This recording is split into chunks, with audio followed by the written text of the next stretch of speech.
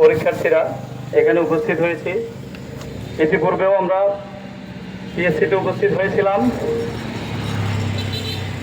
আমাদের যৌক্তিক দাবি নিয়ে পিএসসির যে অবহেলা, অন্যায্যতা এবং তামাশা, এই তামাশার প্রতিবাদে আমরা গত 3 মাস যাবৎ মাঠে ময়দানে লড়ে যাচ্ছি, নিজেদের দাবিগুলো উপস্থাপন করে আসতেছি। আপনারা অবগত আছেন একটি বিসিএস পরীক্ষা কতটা কণ্টকাকীর্ণ পথ পাড়ি দিয়ে অংশগ্রহণ করতে হয় এবং ভাইবা উত্তীর্ণ হতে হয়।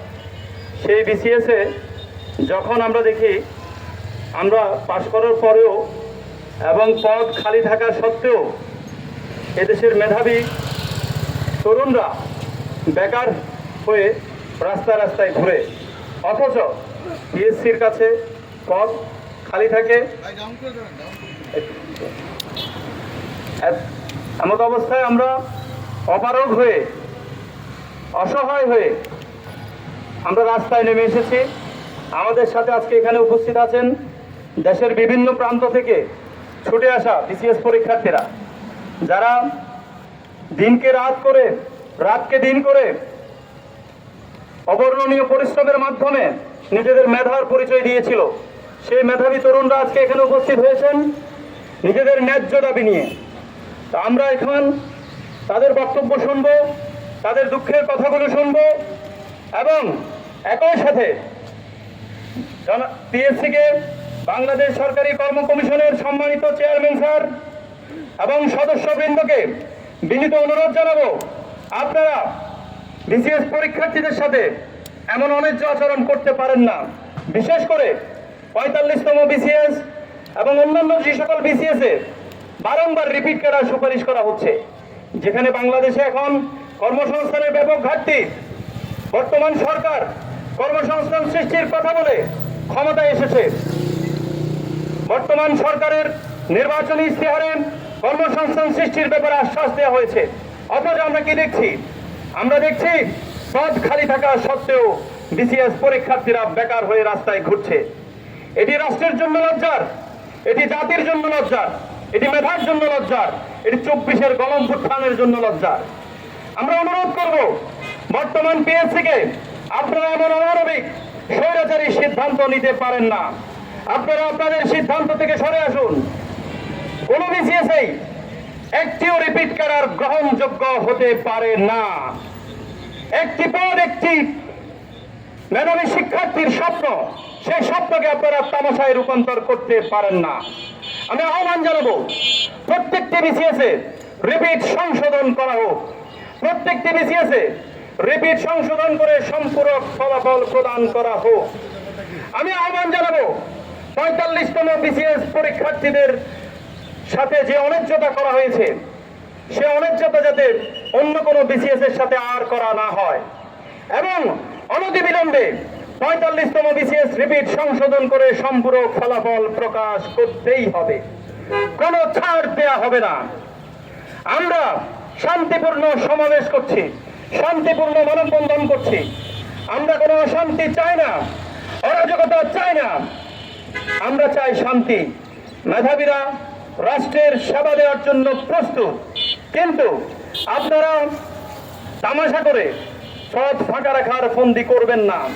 তাই অনুরোধ করব, 45তম বিসিএস এবং 49তম বিসিএস সহ অন্যান্য যে সকল বিসিএসে রিপিট হয়েছে, প্রত্যেকটি বিসিএস এর প্রতিটি রিপিট সংশোধন করে সম্পূরক ফলাফল প্রকাশ করতেই হবে।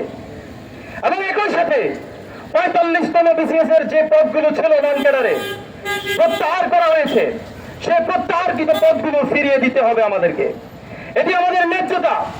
আপনারা সার্কুলারে পদগুলো উল্লেখ করেছিলেন, সে পদগুলো সিন্ডিকেটের দালালি করে, সিন্ডিকেটের পোষণ করে আপনারা প্রত্যাহার করে নিয়েছেন। মেধাবীরা এই প্রহসন মানবে না। মেধাবীরা তাদের ন্যায্য অধিকার ফিরে পেতে আজকে এখানে উপস্থিত হয়েছে। আমরা আমাদের অধিকার নিয়েই বাড়ি ফিরবো ইনশাআল্লাহ। এবং একই সাথে আপনারা 2022 সালের যে আবেদন ছিল, সে আবেদনের যে পছন্দক্রম ছিল, সেই পছন্দক্রম অনুযায়ী আপনারা সুপারিশ করে বসে আছেন, অথচ এমন এমন প্রার্থী আছে যারা ইতিপূর্বে নবম গ্রেডে ক্যাডার জবে আছে, আপনারা তাদেরকে নন ক্যাডার সুপারিশ করেছেন। এটি রাষ্ট্রের জন্য লজ্জার, এটি আপনার জন্য লজ্জার, এটি পিএসসির জন্য লজ্জার।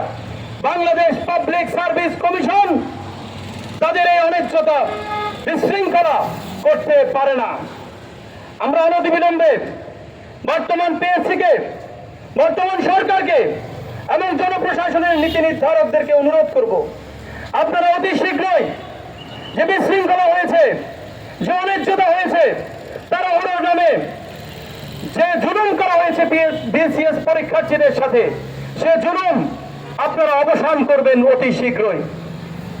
যদি সেটা না করা হয়, আমাদের লাশ যাবে এখান থেকে। আমরা আমাদের অধিকার না নিয়ে বাড়িতে ফিরছি না ইনশাআল্লাহ। আমাদের ন্যায্য অধিকার নিয়ে আমাদেরকে মাঠে নামতে হচ্ছে।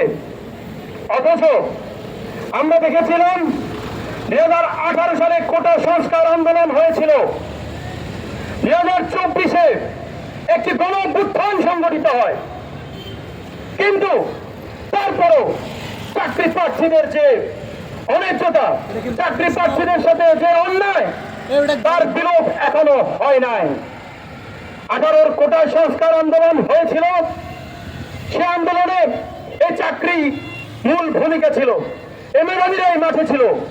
24-এর গণ অভ্যুত্থান সংগঠিত হয়েছিল, সে গণ অভ্যুত্থানের মূল ভূমিকা ছিল এই চাকরি, এই বিসিএস, এই কোটা, এই বৈষম্য। কিন্তু এখনো পর্যন্ত সে বৈষম্য বিলোপ হয় নাই। আমি পিএসসিকে, জনপ্রশাসনকে, বর্তমান সরকারকে, বর্তমান সরকারের প্রধানমন্ত্রী জননেতা জনাব তারেক রহমানকে অনুরোধ করব, আপনি যে আন্দোলনের মাধ্যমে, যে অভ্যুত্থানের মাধ্যমে আপনি ক্ষমতা নিয়েছেন, সে অভ্যুত্থানের মূল যে কারিগর বিসিএস পরীক্ষার্থীরা আজকে মাঠে নেমে আবার আন্দোলন করছে কেন? নিজেকে জিজ্ঞাসা করুন। একটু চোখ কান খোলা রেখে মেধাবীদের ভাষা বোঝার চেষ্টা করুন। আমি অনুরোধ করব, অতি শীঘ্রই 45তম বিসিএস পরীক্ষার্থীদের সাথে যে অনিচ্ছতা করা হয়েছে, যে বৈষম্য করা হয়েছে, যে জুলুম করা হয়েছে, এই জুলুমের অবসান হবে। এই জুলুমের অবসান চাই আমরা।